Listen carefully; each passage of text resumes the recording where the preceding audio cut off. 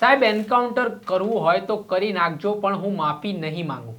આ શબ્દો છે રાજકોટના વિરાણી ચોકમાં જાહેરમાં છરી વડે કાર ચાલક ઉપર દાદાગીરી કરતા યુવાનના।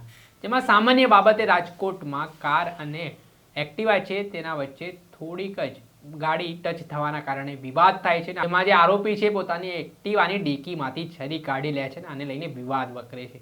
તેને શું સમગ્ર ઘટના હતી વિગતે વાત કરી આ વિડીયોમાં। વૈષ્ણવજન તો તેને કહીએ જે પીડ પરાઈ જાનાને રે। નમસ્કાર દર્શક મિત્રો, નવજીવન ન્યૂઝમાં આપનું સ્વાગત છે। હું છું ફૈઝાન। ગુજરાતમાં અસામાજિક તત્વોને ડામવા માટે પોલીસ દ્વારા કાર્યવાહી કરવામાં આવી રહી છે। આ દરમિયાન અલગ અલગ જિલ્લાઓમાં જે રીતે કેટલાક અસામાજિક તત્વો ટપોરી તત્વો બેફામ બન્યા છે, જાહેરમાં હથિયારો વડે સામાન્ય બાબતોમાં હત્યાની ઘટનાઓને અંજામ આપી દેતા હોય છે, જીવલેણ હુમલો કરતા હોય છે, તે આરોપીઓની શાન પણ ઠેકાણે લાવવામાં આવી રહી છે।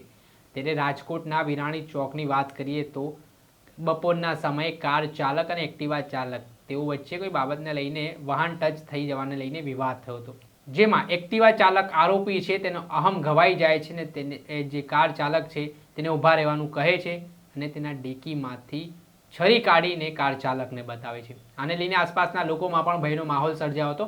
આ ઘટનાનો વિડીયો પણ સોશિયલ મીડિયા ઉપર વાયરલ થઈ રહ્યો છે।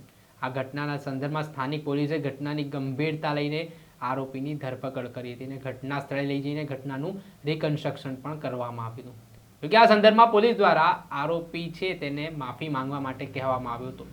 ત્યારે તે પોલીસને પણ કહી રહ્યો હતો કે સાહેબ ભલે તમે મારું એન્કાઉન્ટર કરી નાખજો પણ હું માફી તો નહીં જ માંગુ। પહેલા તો જે આ બાબતને લઈને આરોપીના શબ્દો સામે આવ્યા છે તે સાંભળી લો। વ્હાઇટ કલરની ક્રેટા હતી, પ્રેસ લગાવી હતી આઈથી નામ કરી ગયો, હું સીધો ઘરે ગયો।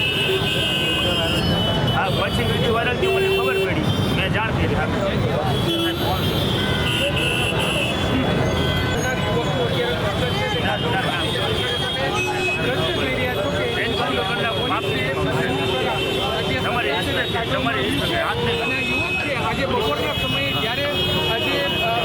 હાલ આ મામલાને લઈને પોલીસે ગંભીરતાથી ઘટનાના સંદર્ભમાં ફરિયાદ નોંધીને કાયદેસરની કાર્યવાહી પણ કરી છે। સાથે જ આરોપીને સાથે રાખીને ઘટનાનું રિકન્સ્ટ્રક્શન પણ કરવામાં આવ્યું હતું, પરંતુ જે રીતે આરોપીના અલગ જ તેવર જોવા મળ્યા છે ને તેણે માફી માંગવાનો સ્પષ્ટ ઇનકાર કરી દીધો।